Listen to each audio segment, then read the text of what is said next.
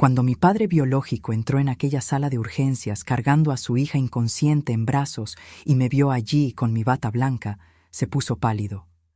No pudo ocultar la conmoción al darse cuenta de que la única doctora disponible en esa madrugada era exactamente la hija que él había abandonado 20 años antes, diciendo que yo nunca sería nada en la vida debido a mi discapacidad auditiva. Él no sabía que aquella niña, sorda e inútil, se había convertido en la jefa del sector de urgencias del hospital más grande de la región. Pero antes de continuar, revisa si ya estás suscrito al canal y escribe en los comentarios: ¿desde dónde estás viendo este video? Nos encanta saber hasta dónde están llegando nuestras historias. Mi nombre es Jimena, tengo 43 años, y esta historia que voy a contar todavía me hace temblar cuando la recuerdo. No es fácil revivir ciertas memorias, pero necesito compartir esto porque tal vez ayude a alguien que esté pasando por algo similar. Nací con pérdida auditiva severa bilateral. Mis padres lo descubrieron cuando yo tenía cerca de 6 meses y notaron que no reaccionaba a los sonidos normales a los que los bebés suelen reaccionar. Me llevaron a varios especialistas hasta que llegó el diagnóstico. Tenía una pérdida auditiva de aproximadamente el 80% en ambos oídos. Con aparatos auditivos potentes y mucha terapia de lenguaje, lograría desarrollar el habla y tener una vida relativamente normal, pero siempre sería una batalla. Mi madre, Rocío, era maestra de literatura en una escuela pública. Nunca tuvo mucho dinero, pero tenía algo mucho más valioso: determinación. Desde el momento en que supo de mi condición, se convirtió en una guerrera incansable. Aprendió lengua de señas conmigo. Pasó noches estudiando sobre la sordera, me llevaba a todas las terapias, incluso cuando eso significaba tomar 3 camiones diferentes. Conocí a mi padre, Joaquín, a través de fotos y de las pocas historias que mi madre compartía cuando yo insistía mucho. Se habían conocido en una fiesta de graduación. Él era ingeniero, exitoso, guapo, lleno de planes grandiosos. Fueron novios por 1 año antes de casarse. Mi madre dice que los primeros meses fueron como un cuento de hadas. Cuando ella se embarazó de mí, Joaquín estaba extasiado. Hablaba de tener un hijo perfecto, de criar un campeón, de darle al hijo todas las oportunidades que él no tuvo. Compró libros sobre desarrollo infantil, planeó cada detalle de mi educación antes incluso de que yo naciera.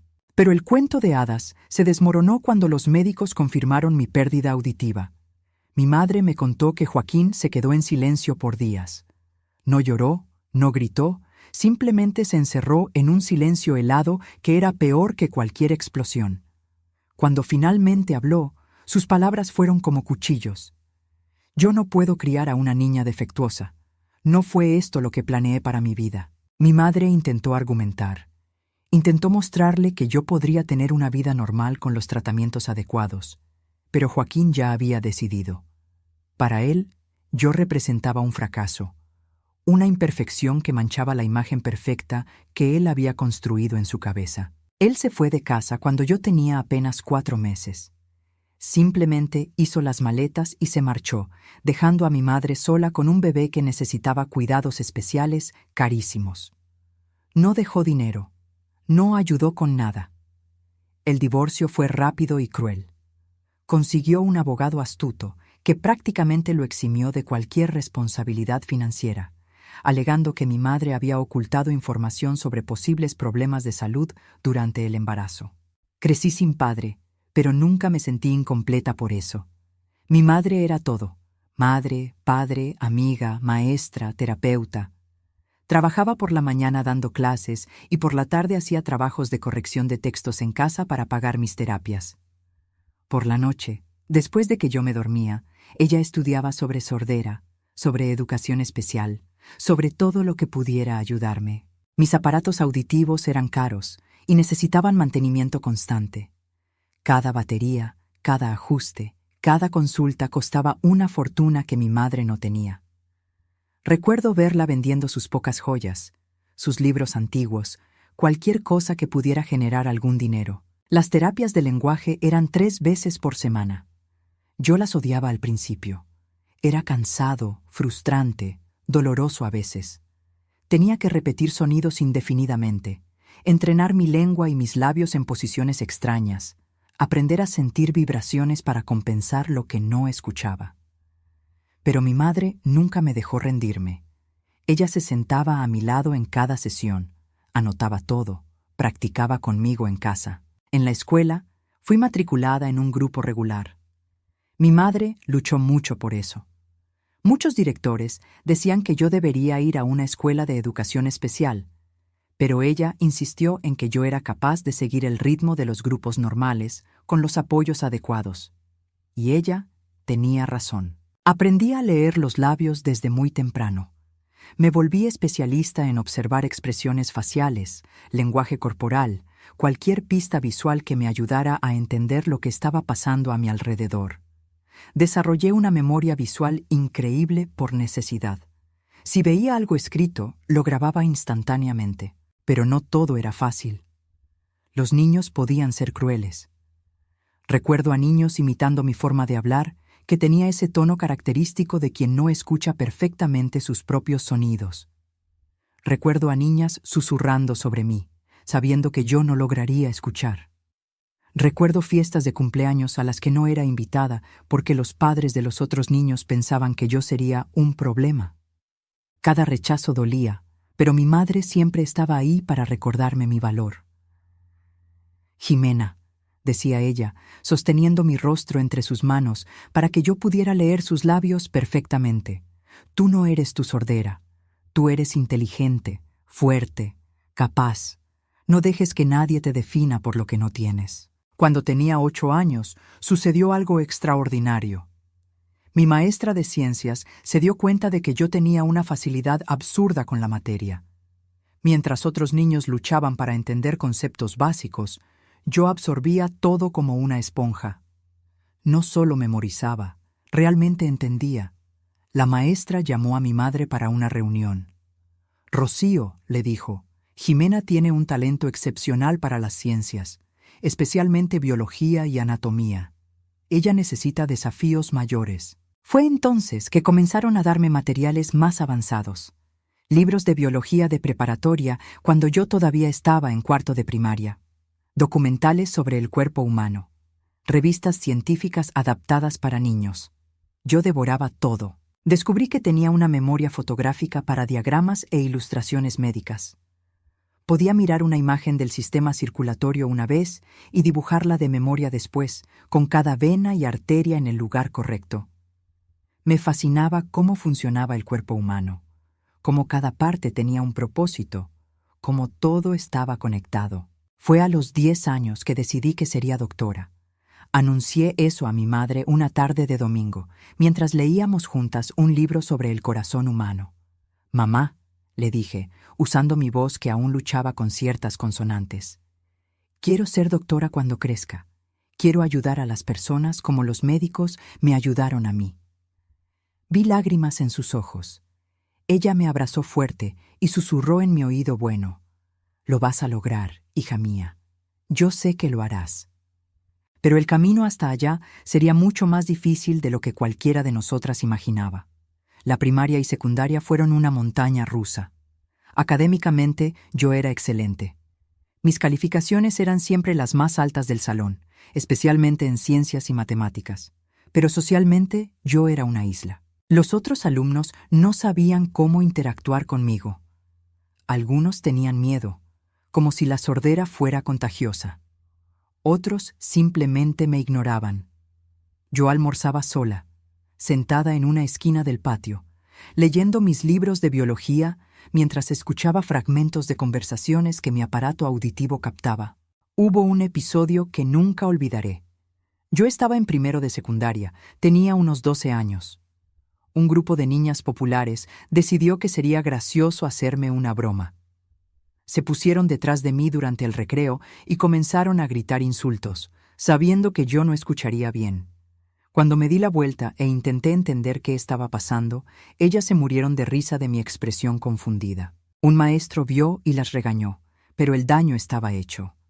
Fui al baño y lloré hasta no poder más. No era solo su crueldad lo que dolía, era la constante sensación de ser diferente, de no pertenecer, de tener que luchar 10 veces más que todo el mundo solo para ser tratada como igual. Cuando llegué a casa ese día, mi madre se dio cuenta inmediatamente de que algo estaba mal. No me forzó a hablar, solo me abrazó y dejó que llorara en su hombro. Después, cuando me calmé, dijo algo que llevo conmigo hasta hoy. Jimena, las personas crueles atacan aquello que no entienden. Ellas tienen miedo de tu fuerza porque saben que eres capaz de cosas que ellas nunca serán. Usa ese dolor como combustible. Muéstrale al mundo entero de lo que eres capaz. Y fue exactamente eso lo que hice. Canalicé todo aquel dolor, toda aquella rabia, toda aquella frustración hacia los estudios. Me despertaba a las 5 de la mañana para estudiar antes de la escuela. Me quedaba en la biblioteca hasta que cerraban. Los fines de semana, mientras otros niños jugaban, yo estaba inclinada sobre libros de química orgánica y anatomía avanzada. Mi madre continuaba trabajando sin parar para pagar todo lo que yo necesitaba. Los aparatos auditivos necesitaban ser cambiados cada pocos años porque la tecnología evolucionaba y mi audición continuaba empeorando gradualmente. Cada par costaba el equivalente a 3 meses de su sueldo. Recuerdo una noche, debía tener unos 13 años, me desperté para tomar agua y vi luz en la cocina. Encontré a mi madre sentada a la mesa, rodeada de cuentas, con la cabeza entre las manos.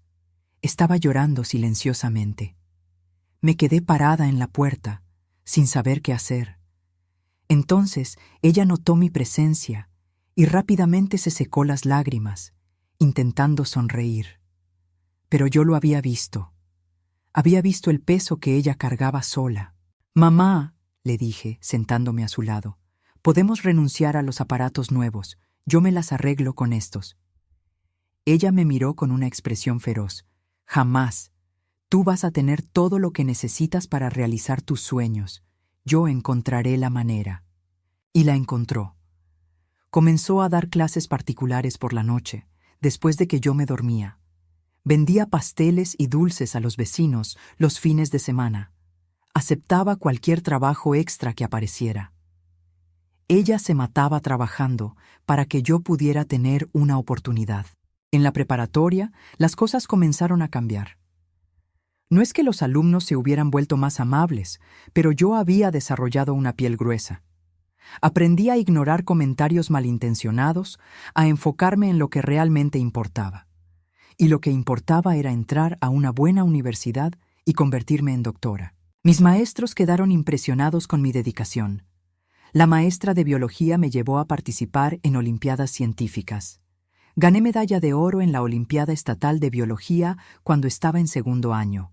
Fue la primera vez que me sentí verdaderamente reconocida por mi mérito, no definida por mi discapacidad. Comencé a investigar sobre medicina y sordera. Descubrí que existían muy pocos médicos sordos en el país. La mayoría de las personas creía que era imposible ejercer medicina con una discapacidad auditiva severa. Decían que yo no lograría usar un estetoscopio, no escucharía a los pacientes, no lograría trabajar en urgencias. Cada imposible que escuchaba solo me motivaba más. Comencé a investigar tecnologías de asistencia, estetoscopios amplificados, sistemas de subtitulado en tiempo real. Si no existía una herramienta que me permitiera hacer algo, yo descubriría cómo crearla. Durante el tercer año de preparatoria, comencé a prepararme específicamente para el examen de admisión de medicina. Era considerado uno de los más difíciles del país. Cientos de candidatos disputando pocas vacantes. La competencia era brutal. Yo estudiaba de 14 a 16 horas por día. Mi rutina era mecánica. Despertaba a las 5, estudiaba hasta las 7, iba a la escuela, regresaba a las 6 de la tarde, estudiaba hasta medianoche. Los fines de semana pasaba el día entero en la biblioteca. Mi madre se preocupaba por mi salud. «Jimena, necesitas descansar», me decía. Pero yo no podía parar. Sabía que tendría que ser no solo buena, sino excepcional. Tendría que compensar cualquier duda que mi sordera pudiera generar. Algunos maestros bien intencionados intentaron convencerme de elegir otro camino. «Jimena, eres brillante, pero medicina es muy exigente. Tienes que escuchar estetoscopios. Tienes que comunicarte en emergencias ruidosas. ¿Ya pensaste en ser investigadora? ¿O maestra de biología? Yo agradecía educadamente y continuaba en mi camino. No iba a dejar que nadie me desanimara. Tenía un objetivo y nada me desviaría de él. El día del examen de admisión llegó. Recuerdo cada detalle de aquella mañana. Me desperté a las 4:30, demasiado nerviosa para volver a dormir. Me puse mis mejores aparatos auditivos, aquellos para los que mi madre había vendido su auto viejo para comprar. Repasé mis apuntes por última vez. Mi madre hizo mi desayuno favorito, aunque yo apenas lograba comer de tan ansiosa. En la puerta, antes de salir, me abrazó fuerte. Tú puedes, hija mía. Yo creo en ti. El examen era en 2 días. Primer día, conocimientos generales, español, matemáticas. Segundo día, biología, química, física. Cada pregunta valía oro. No había margen para el error. Me senté en mi pupitre, rodeada por cientos de otros candidatos. Miré alrededor y vi rostros confiados de jóvenes que habían estudiado en escuelas privadas carísimas, que habían tomado cursos propedéuticos de élite, que tenían padres médicos orientando cada paso. Y allí estaba yo, la chica sorda de la escuela pública, con aparatos auditivos ruidosos y una madre maestra que había vendido todo para darme esa oportunidad. Cuando el supervisor dijo, «Pueden comenzar», respiré hondo y abrí el cuaderno de examen. Todas aquellas horas de estudio, todas aquellas noches en vela, todo aquel sacrificio de mi madre, todo se resumía a este momento. Y yo iba a arrasar en aquel examen. 3 meses después, cuando salieron los resultados, yo estaba en casa ayudando a mi madre a preparar la cena. El sitio web de la universidad publicaría los resultados a las 6:00 p.m.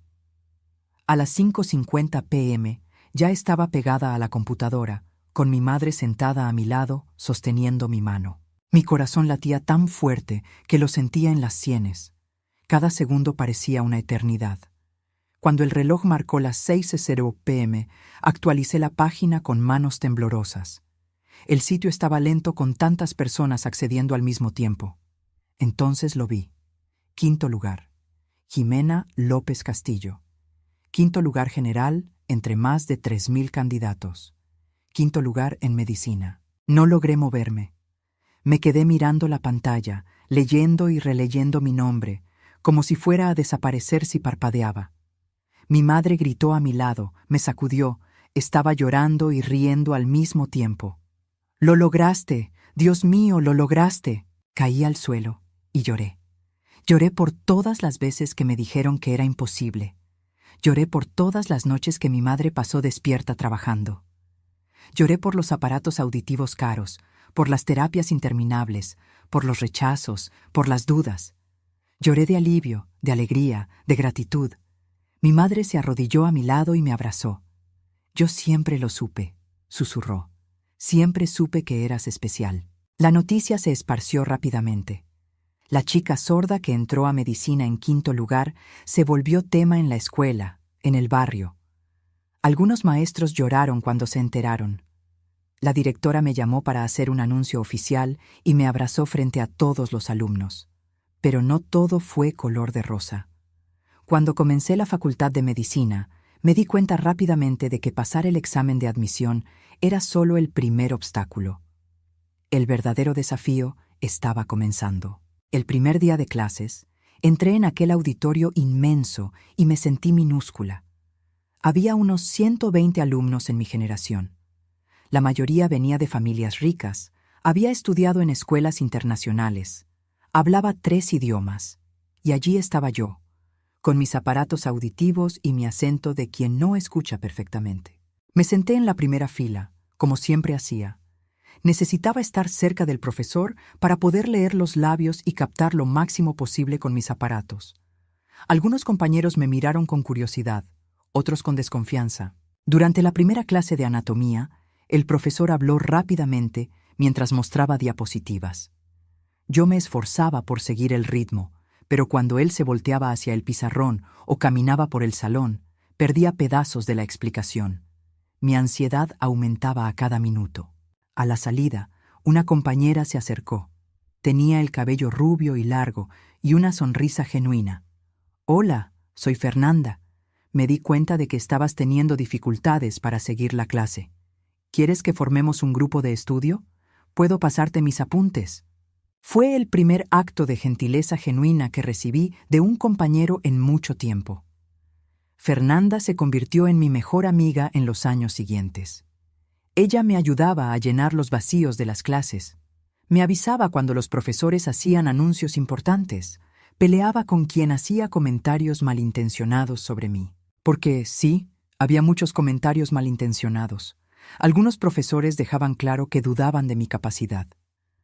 «¿Cómo vas a auscultar a un paciente sin escuchar bien?», preguntó uno de ellos frente a toda la clase. «¿Cómo vas a trabajar en una sala de urgencias?». Me tragué el llanto y respondí: «Voy a encontrar una manera. Siempre la he encontrado». Y de verdad la encontré.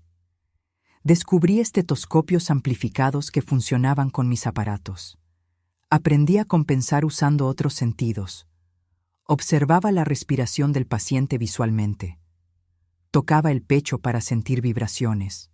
Ponía atención en cada detalle visual que pudiera darme pistas sobre el estado de salud de alguien. En las clases prácticas, yo era siempre la más lenta.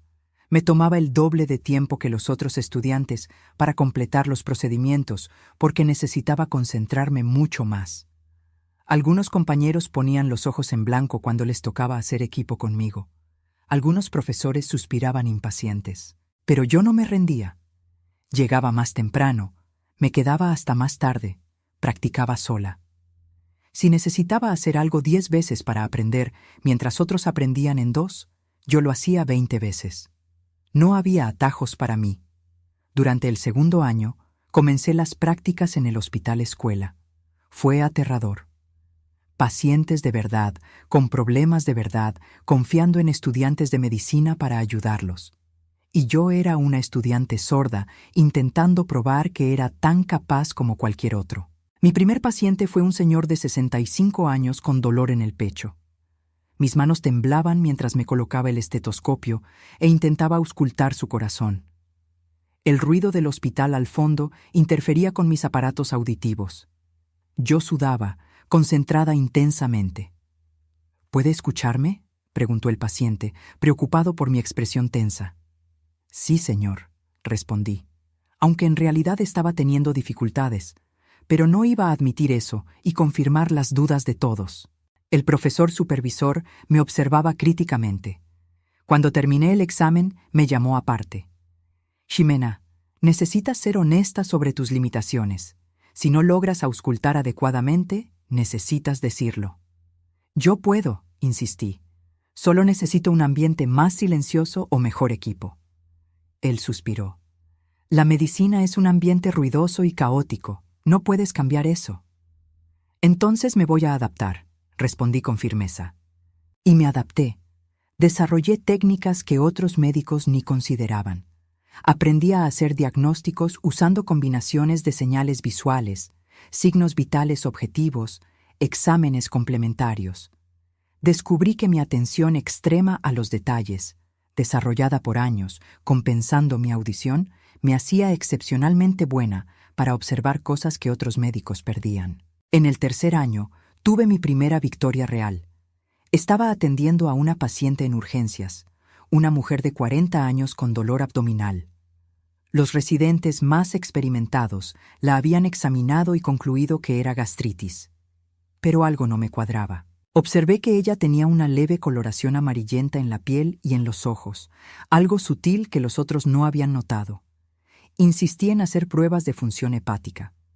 El profesor supervisor se irritó con mi terquedad, pero autorizó los exámenes para callarme. Los resultados regresaron mostrando niveles alarmantemente altos de enzimas hepáticas.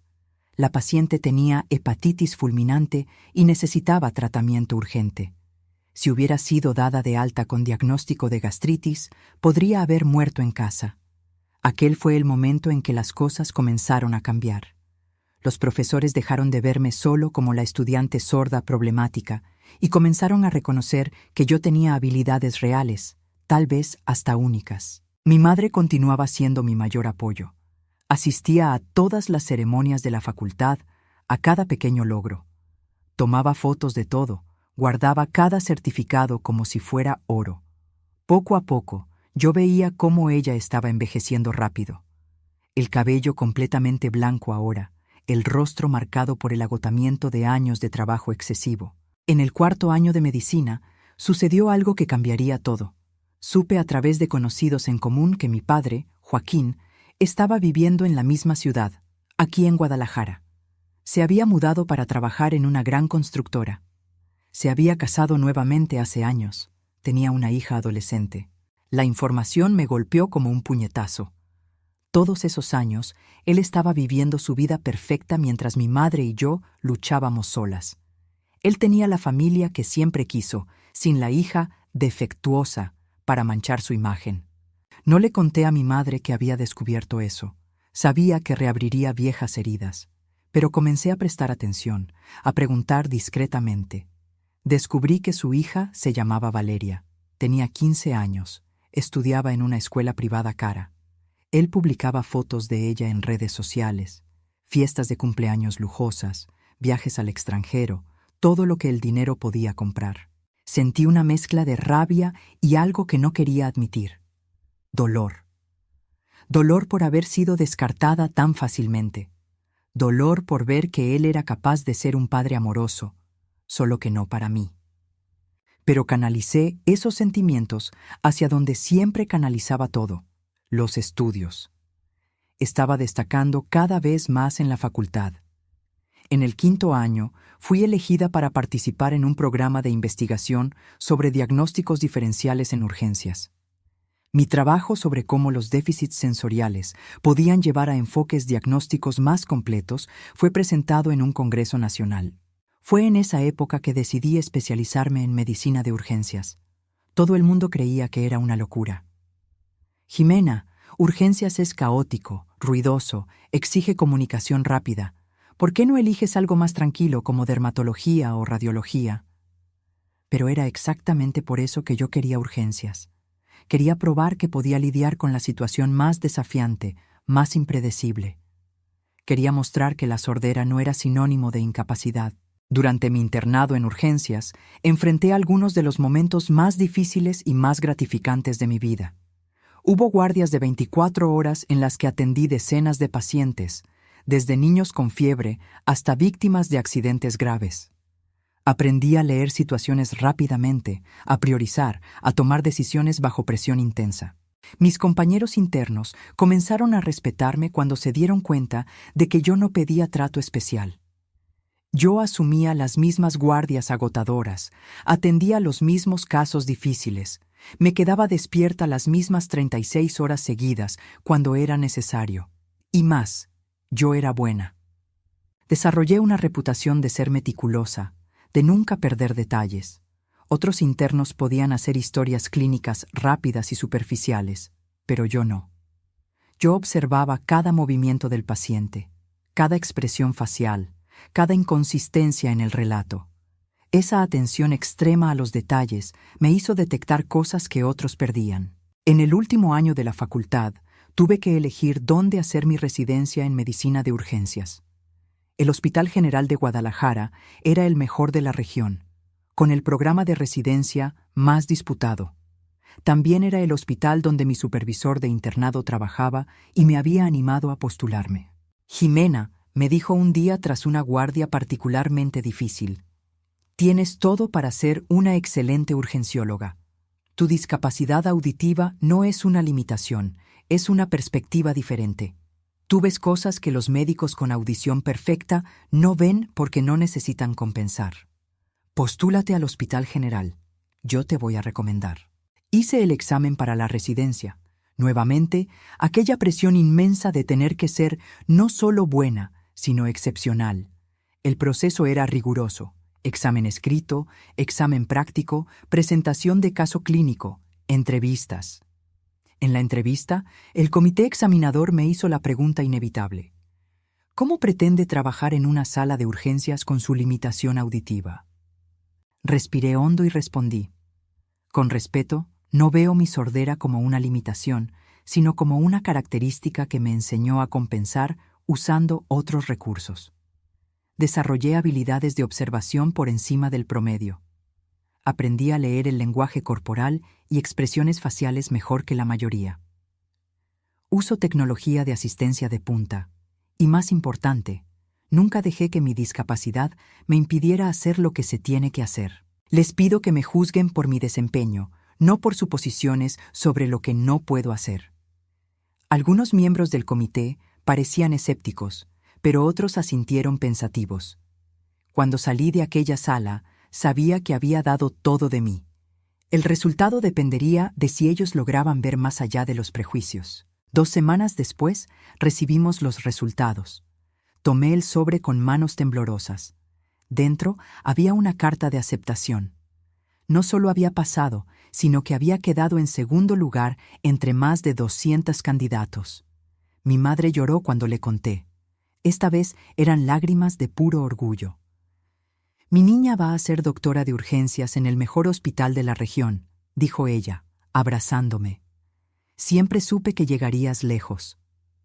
Comencé mi residencia en el Hospital General con 26 años. Era 2009. Los primeros meses fueron brutales.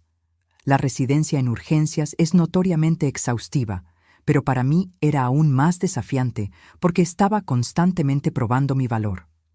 Algunos residentes mayores me ponían a prueba a propósito. Me daban los casos más difíciles, me ponían en las situaciones más estresantes para ver si me quebraba. Pero yo había pasado la vida entera siendo puesta a prueba.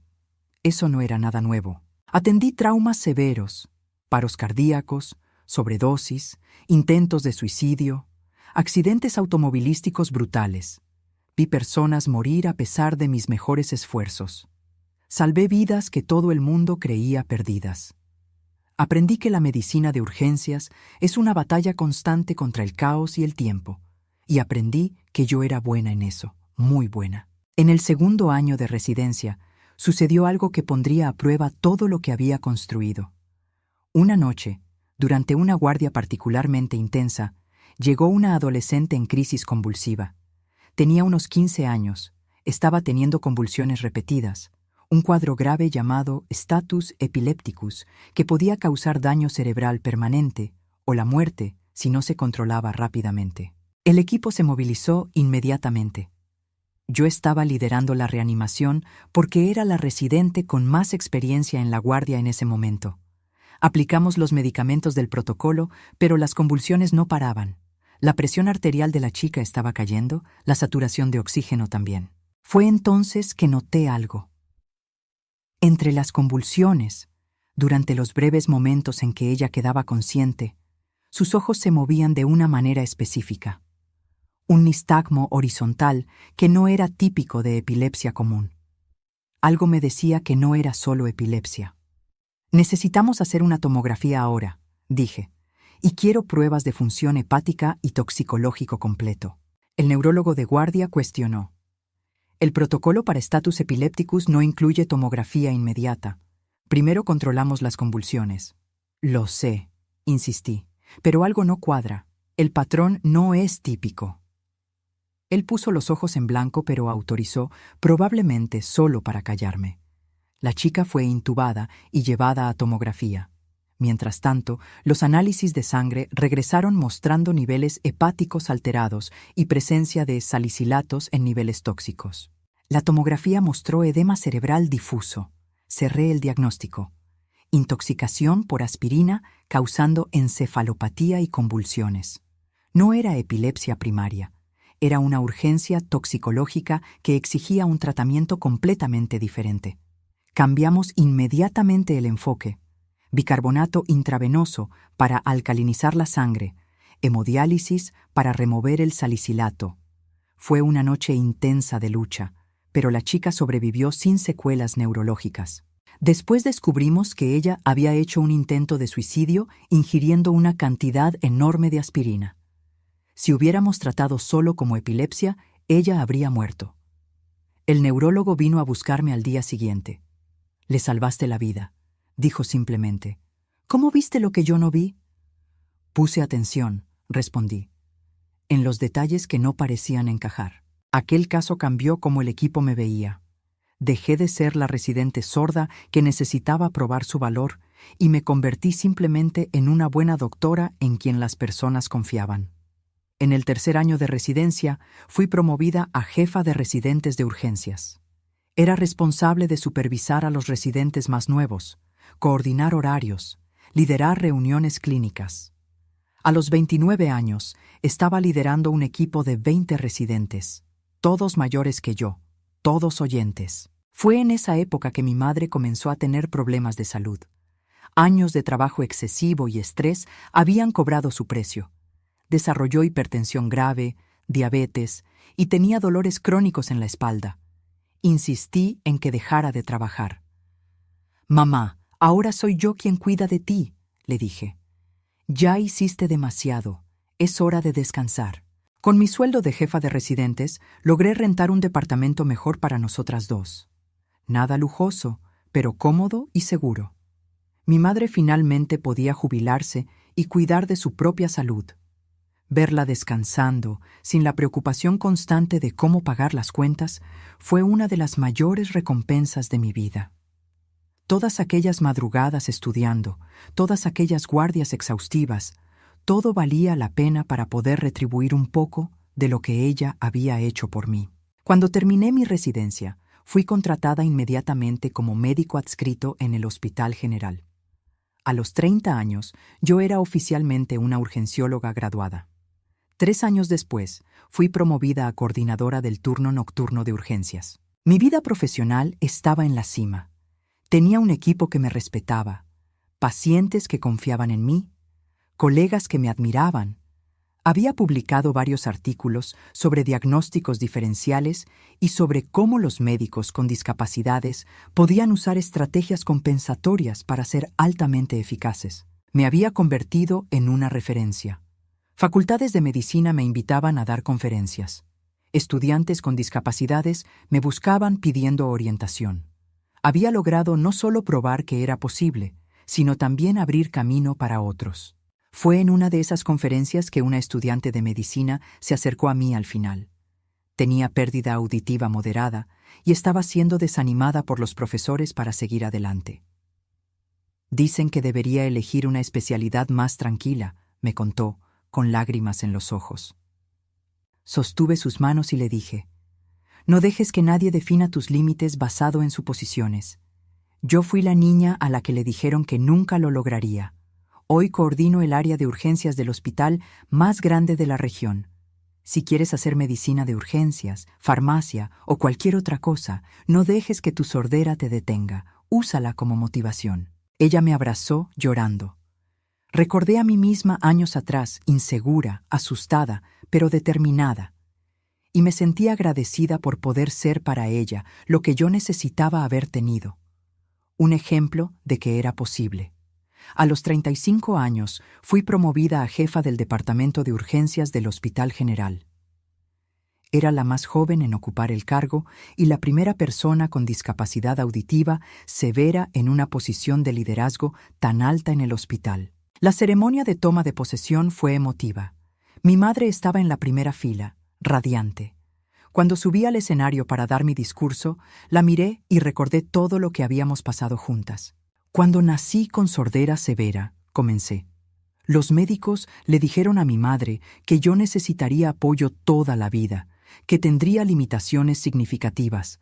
Lo que ellos no previeron fue que mi madre no aceptaría esas limitaciones y que yo aprendería que la única discapacidad real es creer que eres menos capaz por ser diferente». El auditorio aplaudió. Continué, sintiendo la emoción apretar mi garganta. «Dedico este cargo a mi madre, que sacrificó todo para darme oportunidades que yo no tendría de otra forma. Y lo dedico a todos los niños con discapacidades que están siendo subestimados ahora. Ustedes son capaces de mucho más de lo que imaginan». Los siguientes años fueron intensos. Como jefa de urgencias, yo era responsable de todo: gestión de equipo, protocolos, compras de equipo, relación con otros departamentos. Trabajaba de 60 a 70 horas por semana, pero me encantaba. Amaba el desafío, la responsabilidad, la capacidad de hacer una diferencia a gran escala. Implementé nuevos protocolos que redujeron significativamente el tiempo de atención. Contraté y entrené médicos jóvenes y talentosos. Hice de nuestra sala de urgencias un modelo de eficiencia. Estaba con 43 años cuando todo esto sucedió en aquella madrugada que cambiaría todo. Era un martes, alrededor de las 3 de la mañana. Las guardias nocturnas eran siempre impredecibles, pero esa noche había sido particularmente tranquila hasta entonces. Yo estaba en el consultorio revisando expedientes cuando escuché la confusión en la recepción. Un hombre gritaba pidiendo auxilio. Incluso con mi audición limitada, la desesperación en la voz era inconfundible. Salí corriendo hacia el área de triage y vi a un hombre mayor cargando a una adolescente inconsciente en brazos. La chica estaba pálida, los labios amoratados, claramente en estado grave. «¡Alguien ayúdeme! Mi hija no está respirando bien», gritaba él. Fue entonces que nuestras miradas se cruzaron. Tomó unos segundos, pero vi el momento exacto en que él me reconoció. Sus ojos se abrieron como platos, su rostro se puso blanco. Era Joaquín, mi padre biológico, y la chica en sus brazos era obviamente Valeria, mi media hermana que yo nunca había conocido. El tiempo pareció detenerse. 20 años de rabia, dolor y abandono convergieron en aquel momento. Pero yo era una doctora, y había una paciente que me necesitaba. «¡Traigan una camilla!», grité al equipo. «¡Preparen la sala 1!». Los enfermeros corrieron. Quitamos a la chica de los brazos temblorosos de Joaquín y la pusimos en la camilla. Mientras corríamos hacia la sala de urgencias, comencé el examen primario. Pulso débil y rápido, respiración superficial, pupilas reactivas pero lentas. «¿Qué pasó?», le pregunté a Joaquín mientras el equipo conectaba monitores a la chica. Él estaba en shock, mirándome con una mezcla de miedo e incredulidad. Ella tiene epilepsia. Estaba teniendo convulsiones en casa y entonces dejó de respirar bien. ¿Hace cuánto tiempo? Unos 10 minutos tal vez. La traje lo más rápido que pude. Comencé a trabajar automáticamente. Oxígeno por mascarilla, acceso venoso, análisis de sangre, monitoreo cardíaco. La chica estaba en estado posictal prolongado, el periodo después de una convulsión grave cuando el cerebro se está recuperando. Pero algo no estaba bien.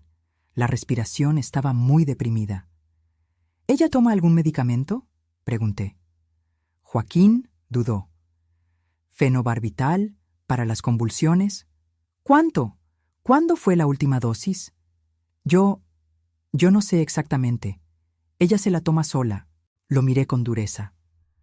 ¿Cómo no sabe la dosis del medicamento anticonvulsivo de su hija? Él se puso rojo. Mi exesposa generalmente se encarga de eso. Valeria estaba conmigo este fin de semana. Puse los ojos en blanco internamente. Claro. El mismo hombre que me abandonó porque yo no era lo suficientemente perfecta ahora ni se preocupaba por saber la dosis del medicamento de la hija perfecta. Los exámenes regresaron. Niveles de fenobarbital altísimos. La chica había tomado una sobredosis, probablemente accidental, pero posiblemente intencional. La respiración deprimida era por intoxicación medicamentosa. Está intoxicada con fenobarbital, anuncié al equipo. Necesitamos carbón activado, soporte respiratorio intensivo y tal vez diálisis dependiendo de cómo responda. Llamen a neurología y toxicología. Mientras el equipo trabajaba, salí para hablar con Joaquín. Él estaba en la sala de espera, con el rostro en las manos. Cuando me vio, se levantó. Jimena, dijo, y había tanto peso en ese nombre. Yo no sabía que trabajabas aquí. ¿Y eso cambiaría algo?, respondí fríamente. ¿Cómo estás? ¿Te convertiste en doctora? ¿No se dio cuenta por la bata blanca y por el hecho de que estoy salvando la vida de su hija? Él se encogió como si hubiera recibido una bofetada. Jimena, sé que no tengo derecho a pedirlo, pero por favor, necesitas salvar a Valeria. Ella es todo para mí. La ironía era tan pesada que casi dolía físicamente. ¿A diferencia de mí? ¿Quiere decir? Me equivoqué, dijo él, y había lágrimas en sus ojos. Me equivoqué mucho. Cuando naciste, entré en pánico. No podía lidiar con la idea de tener una hija con discapacidad. Yo era joven, estúpido, egoísta. Usted era todas esas cosas. Estuve de acuerdo. ¿Y sabe qué es gracioso? Usted me abandonó porque yo no era lo suficientemente perfecta. Y ahora su hija perfecta está luchando por su vida porque tiene epilepsia grave, algo que probablemente es genético, viniendo de su lado de la familia. Él sollozó. Lo sé, créeme. La vida me mostró cuánto estaba equivocado. Cuando Valeria fue diagnosticada con epilepsia a los 6 años, fue como si el universo me estuviera castigando. No se trata de usted, le dije con dureza. Valeria no es un castigo. Ella es una niña que necesita ayuda. Y a diferencia de usted, yo no voy a abandonar a una paciente solo porque tiene un problema que no me gusta. Regresé a la sala de urgencias. Valeria estaba estable, pero aún inconsciente. La toxicóloga había llegado y estuvo de acuerdo con mi evaluación. Comenzamos hemodiálisis de urgencia para acelerar la eliminación del fenobarbital de su sistema. Fueron horas tensas. El equipo trabajó incansablemente. Yo supervisé cada detalle, cada medicamento, cada parámetro vital, no porque ella fuera mi media hermana, apenas la conocía, sino porque era mi trabajo salvar vidas. A las 7 de la mañana, Valeria finalmente comenzó a despertar. Sus ojos se abrieron, confundidos y asustados. ¿Papá?, llamó débilmente. Dejé que Joaquín entrara para estar con ella por unos minutos. Observé a través del vidrio de la sala mientras él sostenía su mano, llorando y murmurando algo que yo no lograba leer en los labios. Después de unos 10 minutos, entré nuevamente. Valeria, dije suavemente, soy la doctora Ximena. Tuviste una convulsión grave y tomaste demasiado medicamento. ¿Puedes decirme qué pasó? Ella me miró, luego a su padre, luego de vuelta a mí. Yo me estaba sintiendo rara. Pensé que necesitaba más medicina. No recuerdo cuántas pastillas tomé. Accidental entonces, no intencional. Eso era un alivio al menos, pero indicaba un problema mayor. Una adolescente de 15 años manejando sola una medicación potencialmente peligrosa. En los días siguientes, Valeria se quedó internada en observación. Yo ya no era la doctora responsable del caso. Se lo había pasado al neurólogo titular, pero supervisaba de cerca. Joaquín prácticamente vivió en el hospital durante ese periodo. Él intentó conversar conmigo varias veces. Yo lo evitaba cuando era posible, pero eventualmente me acorraló en un pasillo vacío. Ximena, por favor, necesito hablar contigo. Suspiré. Hable rápido, tengo pacientes esperando. Sé que me odias, me lo merezco, pero necesito que sepas que me arrepiento todos los días de haberte abandonado a ti y a tu madre. Cuando Valeria nació, pensé que podría empezar de nuevo, tener la familia perfecta que siempre quise, pero la vida no funciona así. No, no funciona, estuve de acuerdo. ¿Usted descubrió eso cuando Valeria fue diagnosticada con epilepsia? Él asintió miserablemente. Fue un shock, y entonces me di cuenta de lo hipócrita que yo era. Aquí estaba yo, lidiando con una hija con problemas neurológicos, y en todo lo que podía pensar era en ti, en cómo te traté, en cómo fui un cobarde. ¿Y qué quiere? ¿Perdón? ¿Absolución? No espero perdón. Solo quiero que sepas que ahora lo veo. Veo cuánto estaba equivocado. Te convertiste en una doctora increíble. Eres la jefa de este departamento, y yo tiré a la basura la oportunidad de ser tu padre. Miré a aquel hombre que era mi padre biológicamente, pero un completo extraño emocionalmente. Parte de mí quería gritarle, quería enlistar todas las noches que mi madre pasó llorando, todos los sacrificios que hicimos. Pero la verdad es que yo estaba cansada de cargar aquel peso. Joaquín, le dije usando su nombre, no papá, usted tiene razón. Tiró a la basura esa oportunidad. Pero ¿sabe qué descubrí a lo largo de los años? No necesito su arrepentimiento. No necesito su reconocimiento. Construí una vida buena a pesar de usted, no gracias a usted. Lo sé, susurró él. En cuanto a Valeria, continué, ella necesita supervisión adecuada de los medicamentos, necesita acompañamiento psicológico. Los adolescentes con epilepsia tienen tasas altas de depresión y ansiedad, y necesita un padre presente que realmente se preocupe por su bienestar, no solo cuando ella está en crisis. Voy a hacerlo mejor, prometió. Voy a ser el padre que no fui para ti.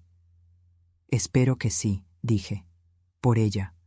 Ahora, con permiso, necesito trabajar. Valeria fue dada de alta unos días después con un plan de tratamiento ajustado. Antes de irse, pidió hablar conmigo. Entré al cuarto y encontré a una adolescente de ojos grandes que parecía asustada y confundida. Doctora Ximena, comenzó vacilante, mi papá me contó, sobre usted, sobre que somos hermanas. Me senté en la silla junto a la cama.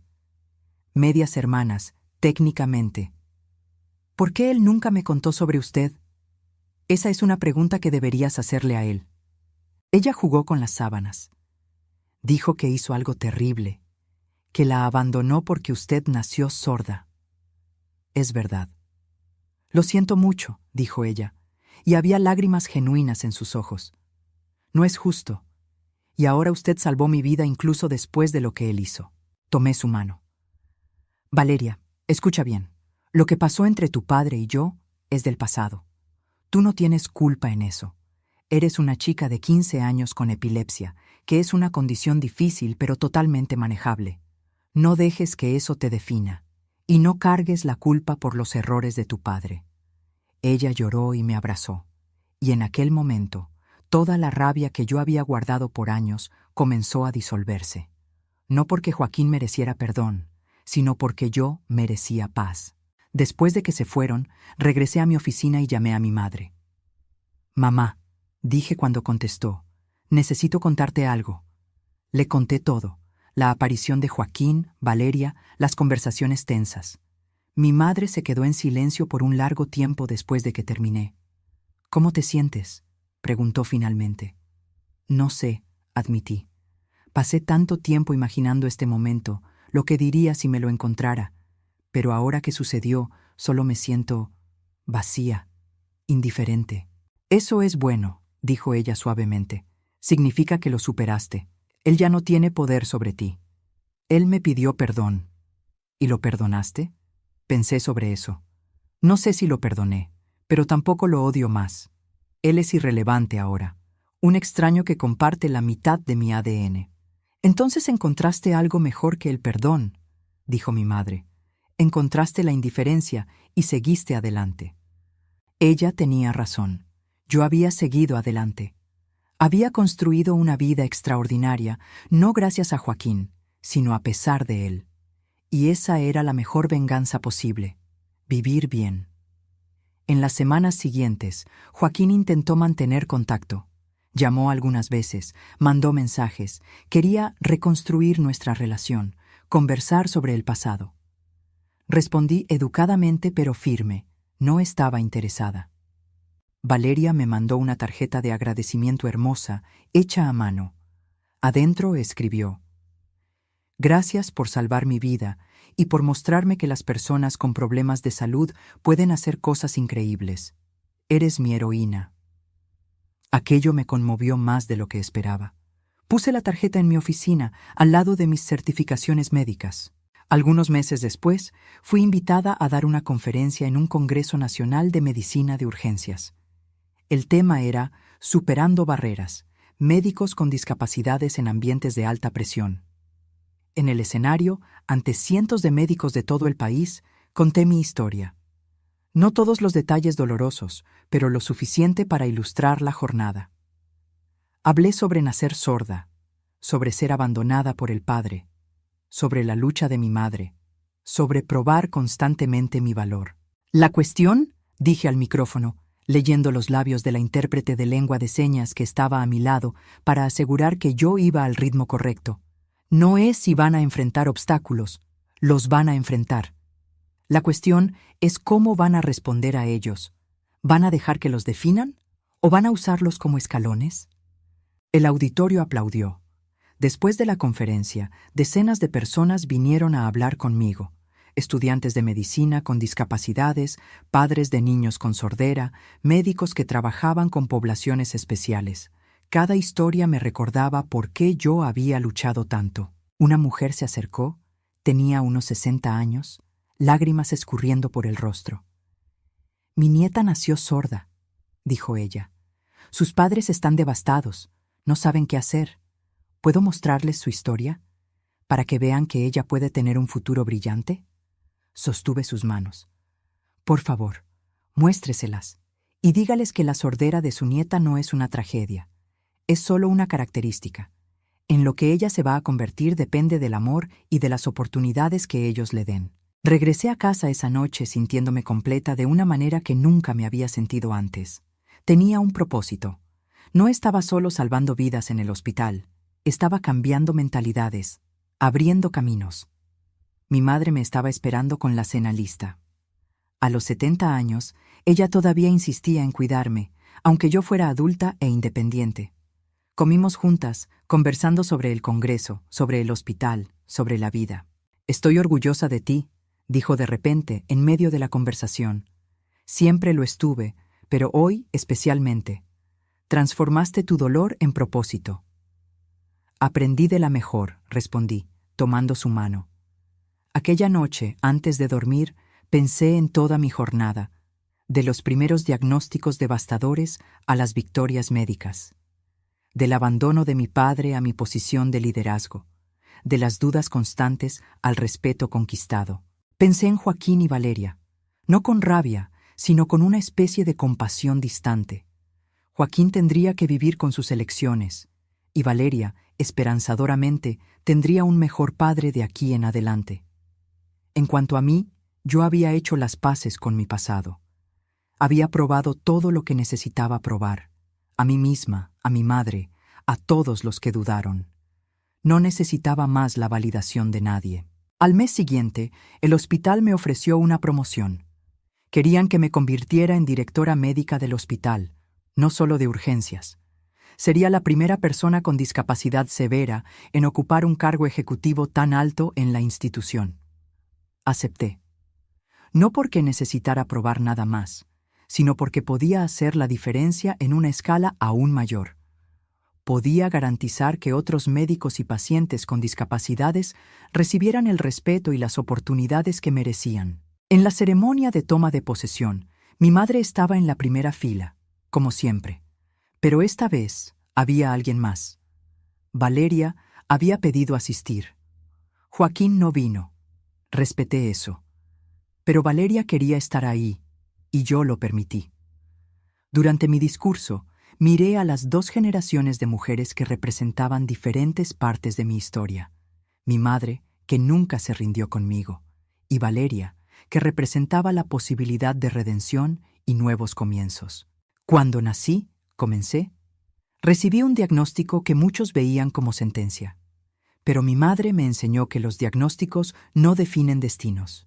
El esfuerzo, el amor y la determinación definen.